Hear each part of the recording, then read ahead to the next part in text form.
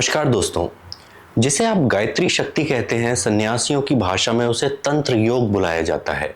मंत्र उच्चारण पर निर्भर करते हैं। वो शब्दों को मिलाकर बनी ध्वनियां हैं जो बहुत शक्तिशाली होती हैं। उनका गलत उच्चारण गलत ध्वनियां पैदा करता है और उससे बहुत भयानक समस्याएं पैदा हो सकती हैं। किसी भी मंत्र को विशेष सावधानी से जपना चाहिए, ये बहुत जरूरी है।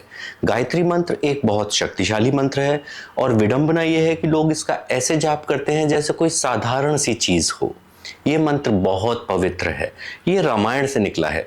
रामायण में लगभग 24,000 श्लोक हैं। इन्हीं से गायत्री मंत्र का निर्माण हुआ है। रामायण के प्रत्येक 1,000 श्लोकों के बाद आने वाला पहला अक्षर गायत्री मंत्र बनाता है। कह सकते हैं कि गायत्री मंत्र जो है वो इस पवित्र ग्रंथ का सार है, रामायण का सार है। इसी से इसकी शक्ति का अनुमान लगाया जा सकता है। गायत्री मंत्र बहुत प्राचीन है और इसका सबसे पहला उल्लेख ऋग्वेद में मिलता है। गायत्री मंत्र किसी एक वस्तु या इच्छा की तरफ केंद्रित नहीं है। ये सर्वसाधारण और संपूर्ण पूरक के रूप में काम करता है और यही कारण है कि इसका प्रचार प्रसार किया गया ताकि जनमानस को दैनिक जीवन में मदद और दैवीय आशीर्वाद मिल सके। इसका अर्थ ये निकलता है कि गायत्री मंत्र जनमानस के लिए बनाया गया है, गृहस्थ लोगों के लिए बनाया गया है और एडवांस्ड और गंभीर आध्यात्मिक साधकों के लिए इसको करना आवश्यक नहीं है। गायत्री मंत्र आम लोगों के लिए है पर साधारण बिल्कुल भी नहीं है।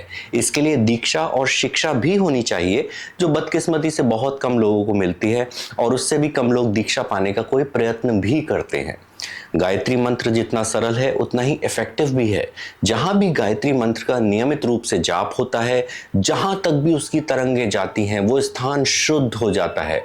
आम आदमी हो या गंभीर साधक, कोई भी 24 घंटे आध्यात्मिक रूप से जागृत नहीं रह सकता, परंतु गायत्री मंत्र का प्रभाव साधक के साथ 24 घंटे बना रहता है।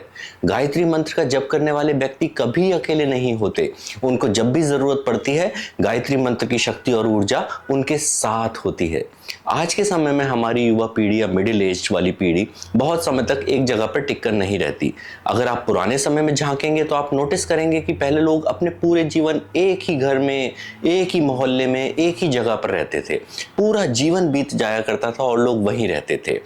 आजकल ऐसे लोग ना के बराबर है। मूवमेंट और माइग्रेशन बहुत ज़्यादा बढ़ चुका है नौकरी के और बिजनेस के नाम पे। मैं ऐसा आप क्यों बता रहा हूँ? सिर्फ ये समझाने के लिए कि समय और समाज बदल रहा है। आज कोई भी साधना इतनी आसान नहीं रही है। हमको किसी ऐसी चीज़ की तरफ जाना चाहिए जो बाहरी ना होकर भीतरी हो। आज के समय में सबसे सुलभ साधन क्या है? वो है तंत्र।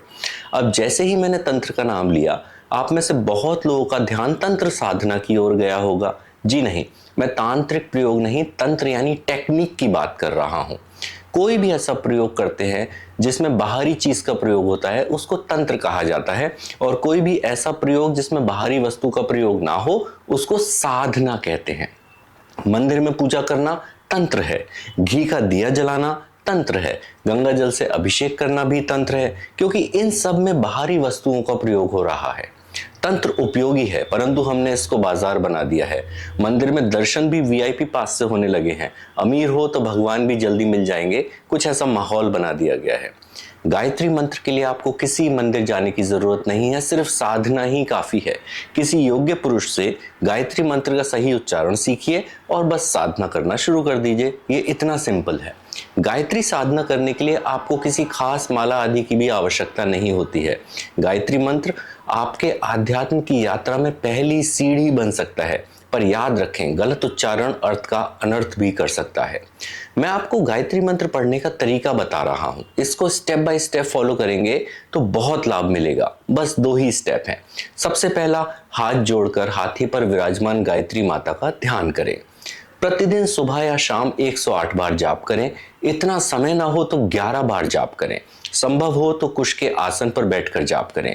जाप अगर आप सुबह कर रहे हो तो पूर्व दिशा की ओर मुंह करके करें और यदि शाम को जाप करें तो पश्चिम की तरफ मुंह रखें।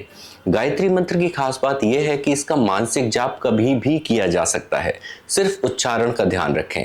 इसके सिवा गायत्री मंत्र में किसी सावधानी की आवश्यकता नहीं है। गायत्री माता आप सभी भक्तों का कल्याण करें, इसी मनोकामना के साथ नमस्कार।